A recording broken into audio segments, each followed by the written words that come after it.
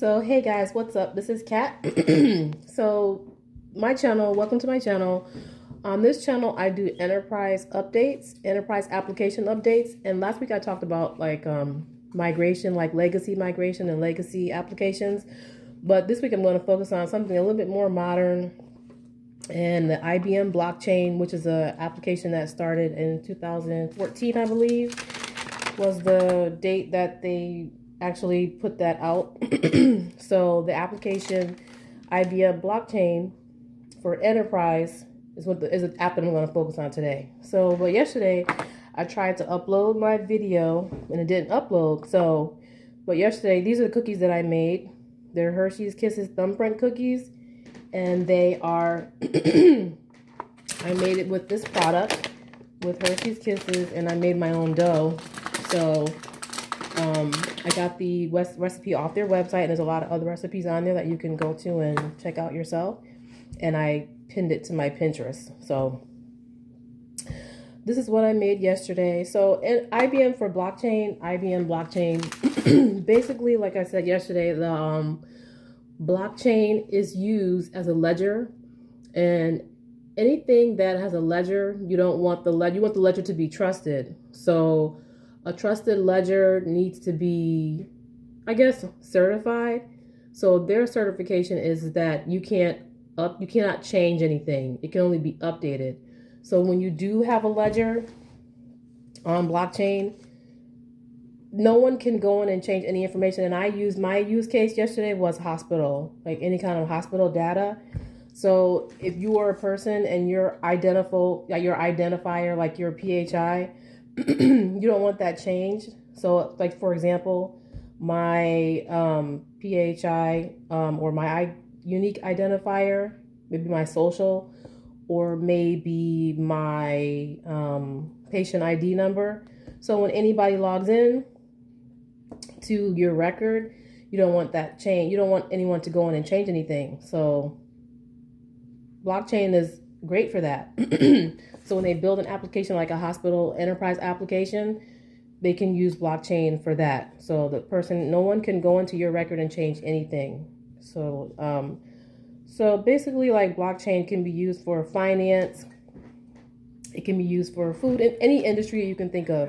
But finance is really probably going to use it the most because they needed to have a trusted. And I talked about banks yesterday and how banks, I guess they used to be paper trail, like mortgages. I talked about mortgages yesterday and how a mortgage, they're going all online now. Now you can just go apply online for a mortgage. So when you use that, you want to have a trusted trail of documents. And back in the day, I guess everything was paper. So you want to have a trusted trail if you have a mortgage online. So blockchain could be used for that. So like a new transaction has been recorded. That's basically what blockchain is. Every transaction that's recorded, it cannot be changed. So a chain of blocks for business transactions, basically that's what blockchain is. So if the next person records an entry under your unique identifier, this update is not changed or altered. That's basically blockchain. Like I said yesterday, when I was researching blockchain, I reached out to IBM.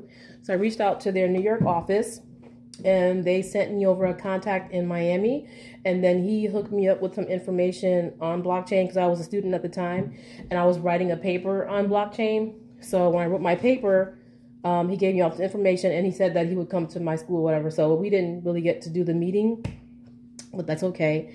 This is about enterprise. So any enterprise, if you're building an enterprise application, you're going to use then the IBM blockchain is something that you can look at. So IBM Hyperledger Fabric 2.0, the update for that, as of January 30th, 2020. Let me show you actually the update for that. I know when I go through so much because I have so much like going on up here. That's why let me just see here. So if you go to Hyperledger Fabric 2.0 Enterprise, The updates as far as January 30th, it's the 2.0, and it's on hyperledger.org. So one of the updates is, let's see, let me go to the update. They've updated a new chain called Lifecycle Management, which is, it introduces decentralized governance for smart contracts.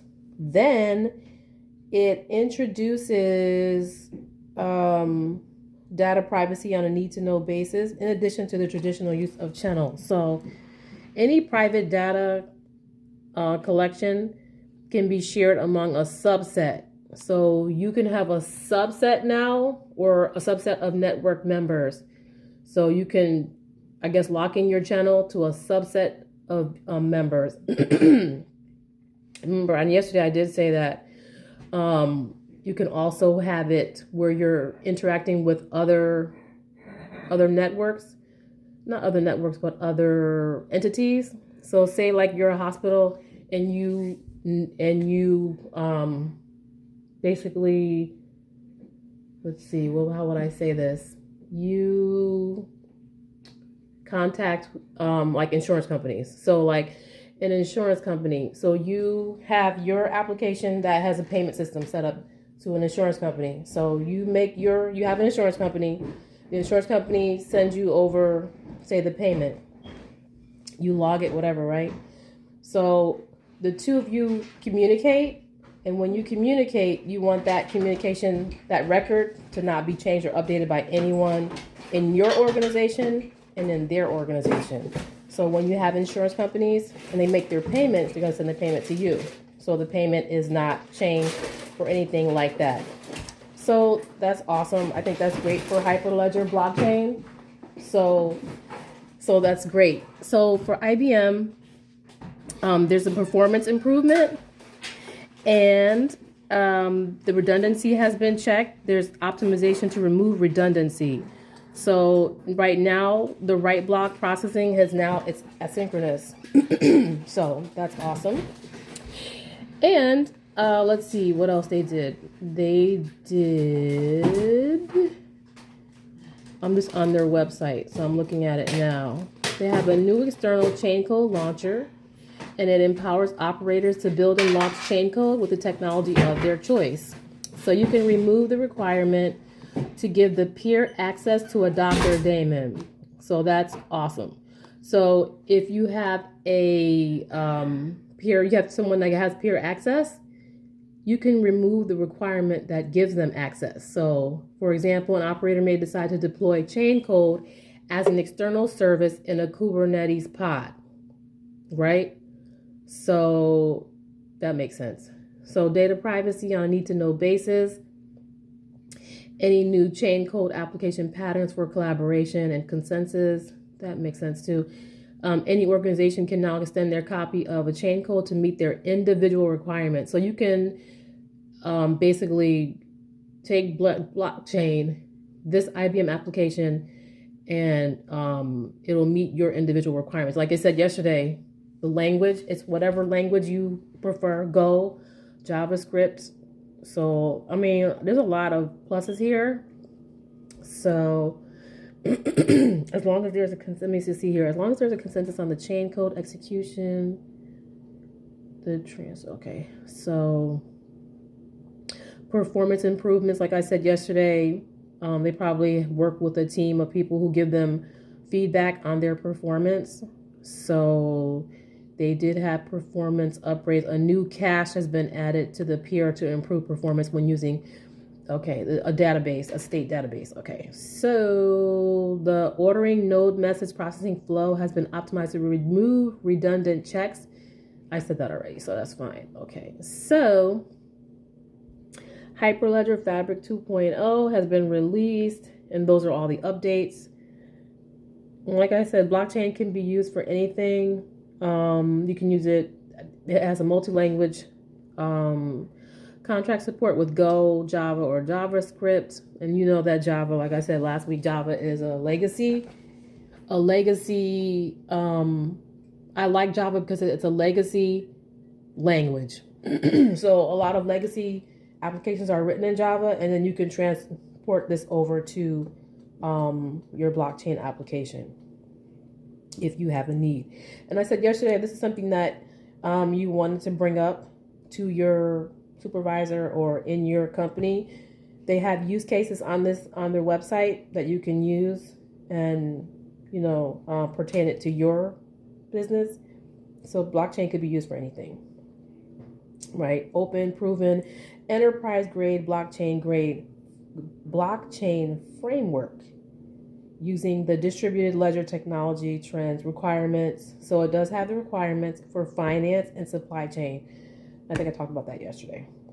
So let's see. Hyperledger Fabric was initiated in 2016. Open source developers under the support of Linux, the Linux Foundation. Okay. So like I said yesterday, companies were using it: Alibaba, Azure, and Google, and Huawei. If the top companies of the world are using it, then you can try and see, but reach out to whomever works at IBM and see. I don't know why I'm a salesperson. Why am I selling it? I'm supposed to be talking about updates, but I get into sell because this is my world. So I love talking about any kind of enterprise applications. I like talking like that. So IBM, if you go to IBM.com and you go to, I would make a great salesman. I love sales too. So sales are great for me. So let's see. You go to IBM.com, you go to the right, and you click on Marketplace, Blockchain, and then on there you can scroll down to the bottom, and they'll tell you if you want to contact a person there.